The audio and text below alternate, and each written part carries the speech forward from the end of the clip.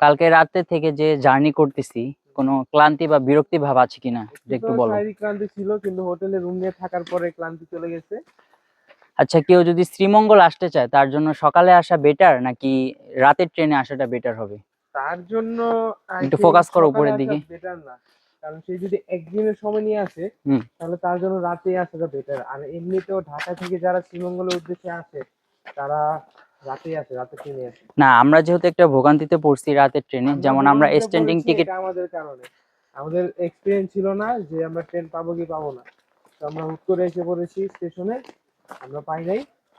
তো এখন এখানে কিছু করার নাই, এটার মধ্যে আমাদের।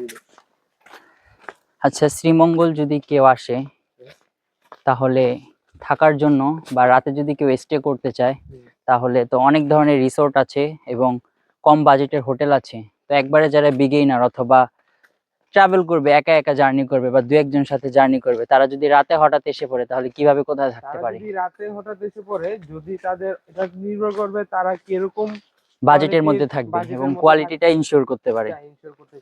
এখানে বিভিন্ন উন্নত মানের হোটেলের পাশাপাশি নিম্নমানের হোটেলগুলো না, আছে। এখানে আমরা যতটুকু দেখলাম, এখানে কিন্তু একটা হোটেল দেখলাম আমরা, গ্র্যান্ড সুলতান, ওটা হচ্ছে 5 স্টার অর্থাৎ তারকা মানের হোটেল। এবং এই সাইডে অনেকগুলো রিসোর্ট আছে যেগুলি 3 স্টার এবং পর্যায়ক্রমে 4 স্টার। এবং কারো যদি বাজেটে কোনো প্রবলেম না হয় তাহলে তারা 5 স্টার থেকে শুরু করে 4 স্টার 3 স্টার যে কোনো হোটেলে থাকতে পারে। এবং যাদের আমাদের মতো বাজেটের সমস্যা, অর্থাৎ একেবারেই চিপেস্ট প্রাইসে কোনো রুম লাগবে বা হটকম যদি কেউ থাকে, অর্থাৎ একবারে কম বাজেটে, তাহলে তারা কিন্তু ওই যে স্টেশন থেকে যে রোডটা, সেই রোডে, ওই রোডটার নাম সম্ভবত মনে হয় মিড রোড, আমি যতটুকু জানলাম। তো ওইখানে অনেক হোটেল আছে, ধরতে গেলে প্রায় 8 থেকে 10টা হোটেল আছে, সব বাজেট মিলিয়ে। তো রিসোর্টের চাইতে কেউ যদি টাকার জিনিসটা দেখতে চায় তাহলে সে রিসোর্টের চাইতে হোটেলে থাকাটা সবচেয়ে বেটার হবে, এটা আমি ব্যক্তিগতভাবে মনে করি। যাক, আমাদের দিনটা ভালো কাটছে। এখন আমি দেখতেছি তো এখন বাজে প্রায় 2টা 41। এখন 2টা 41 বাজে। তো আমাদের আরো আরেকটা জায়গায় যাওয়ার চিন্তা ভাবনা আছে, তো কি বলো, তুমি যাবা? না, এখন পর্যন্ত কিন্তু যেটা শ্রীমঙ্গলের সবচেয়ে বিখ্যাত, ক্যামেরাটা সোজা করো, এদিকে এদিকে, শ্রীমঙ্গলে যেটা সবচেয়ে বিখ্যাত, যেটা সবচেয়ে মানে একটা ফেমাস একটা খাবার, সেটা হচ্ছে 7 রঙের চা।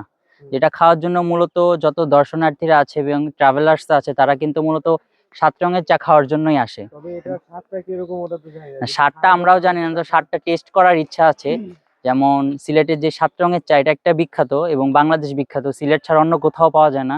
এবং দূর দূরান্ত থেকে মানুষ শুধুমাত্র 7 রঙের চা খাওয়ার জন্য এখানে আসে।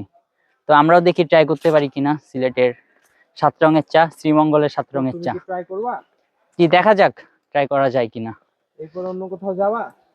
বের হই, হাতে যদি সময় সুযোগ থাকে এবং আমাদের ট্রেন, আমরা যদি ট্রেন ধরতে পারি তাহলে তো ভালো, না হলে অন্য কোনো উপায় তো যেতেই হবে। তো দেখা যাক কি হয়। আপনাদেরকে আপডেট জানাবো।